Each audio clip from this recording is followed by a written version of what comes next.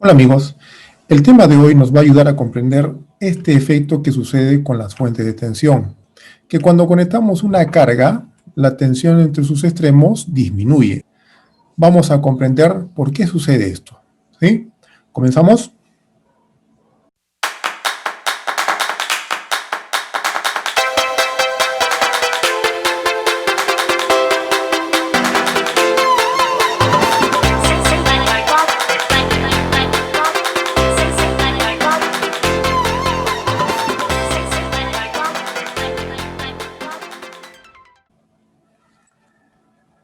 Fuente de tensión ideal.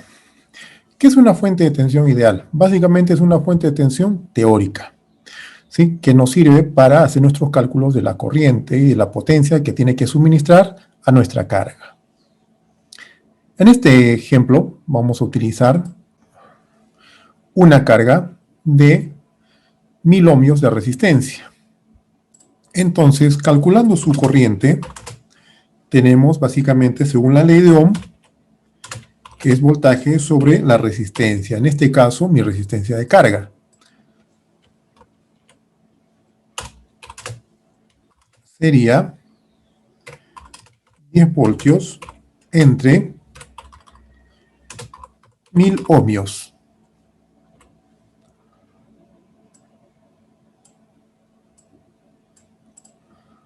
¿Cuánto nos da la corriente?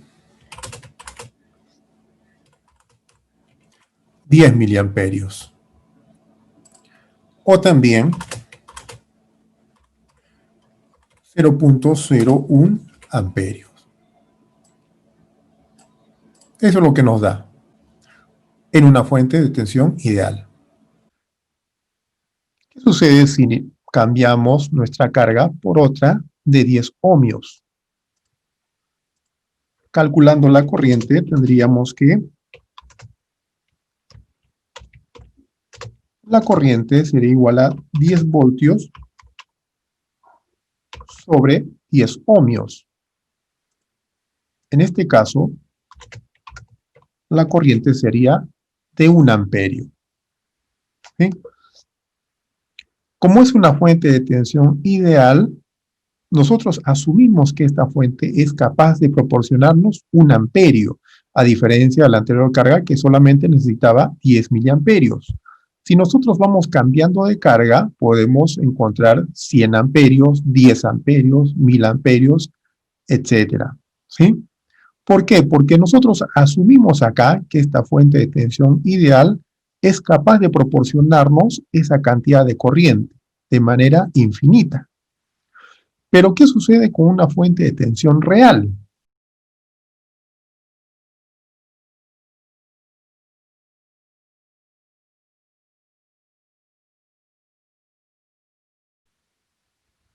Una fuente de tensión real se representa de esta manera.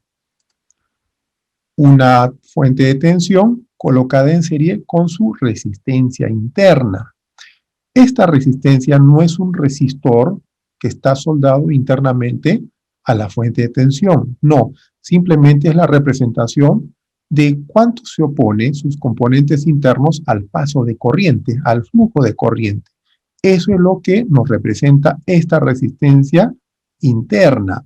Entonces ahora ya está variando un poco mi circuito, ¿sí? Utilizando los mismos ejemplos anteriores, vamos a ver cómo se comporta cuando utilizamos una carga de 1000 ohmios.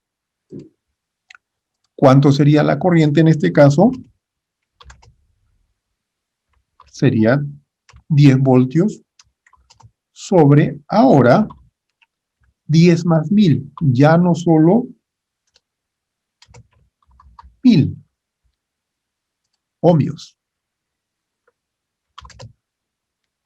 Esta corriente sería igual a 10 voltios sobre 1010 ohmios.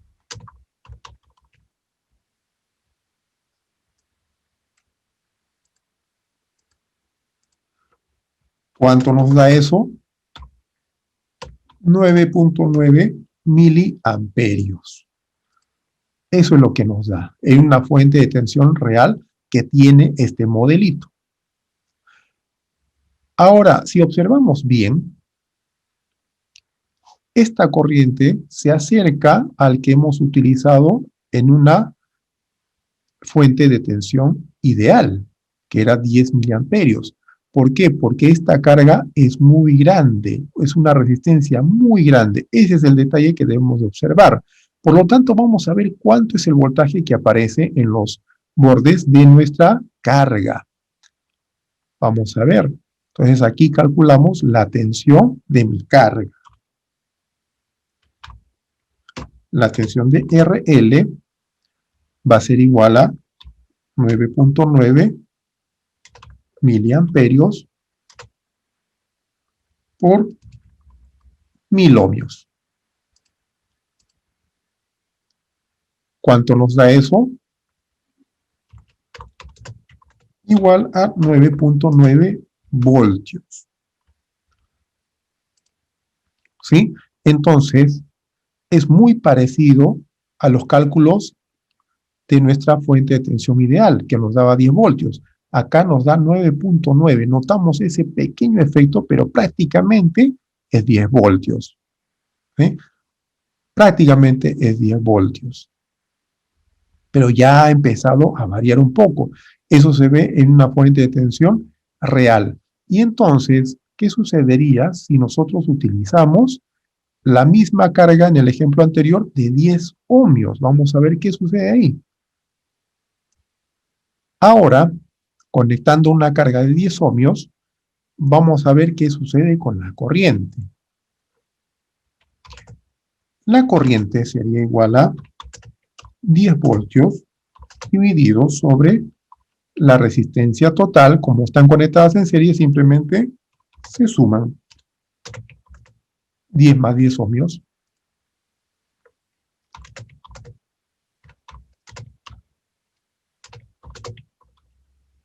Sería 20 ohmios.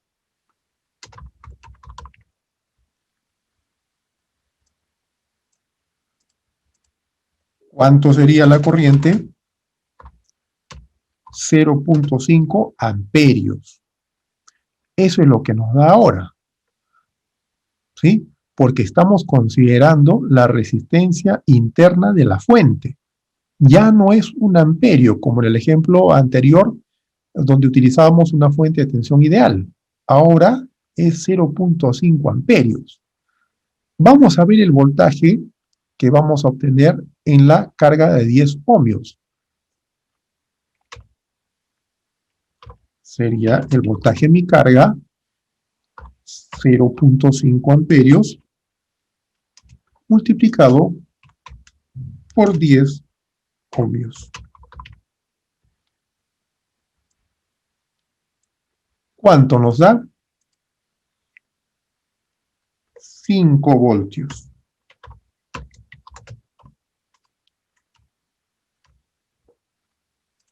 Acá se nota claramente el efecto, ¿no? Cuando utilizamos una fuente de tensión ideal, nos daba 10 voltios, pero ahora, un modelo de una fuente de tensión real, van a aparecer 5 voltios en sus extremos. ¿Sí? Ya ha caído la tensión. Y ha caído justamente a la mitad. ¿Por qué? Porque la resistencia interna es igual al valor de la resistencia de mi carga.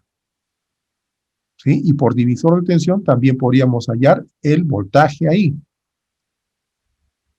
¿Se entiende? Entonces, a eso se debe a que la tensión cae al conectar nuestra carga, porque no es capaz de suministrar una corriente grande en nuestra fuente de tensión. Necesitaríamos aquí una fuente de tensión que sea capaz de suministrar 1 a 2 amperios. Y esa es una de las características que nos envía el fabricante en la plaquita de nuestro cargador de celular. Si nosotros vemos ahí, dice 0.5 amperios y 5 voltios. Para eso está esa etiquetita ahí.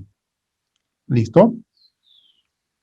Entonces, comprobando todo esto, podemos, con este nuevo concepto,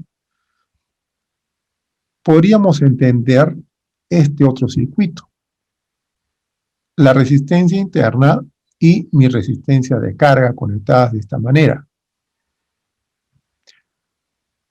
Con la experiencia que hemos hecho, hemos comprobado que la resistencia de carga debe ser muy superior a mi resistencia interna de la fuente. Debe ser muy superior. ¿Cuántas veces esta relación?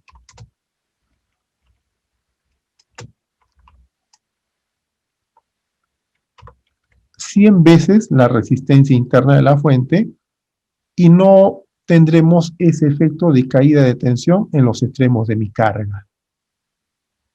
¿Dónde vamos a ver esas consideraciones? En los amplificadores. Si es que alguien lo ha visto. Vamos a tocar ese tema en videos próximos que vamos a subir. ¿Sí? Ahora sí se entiende este concepto. ¿Y qué hacemos nosotros para averiguar la resistencia interna de la fuente de manera práctica?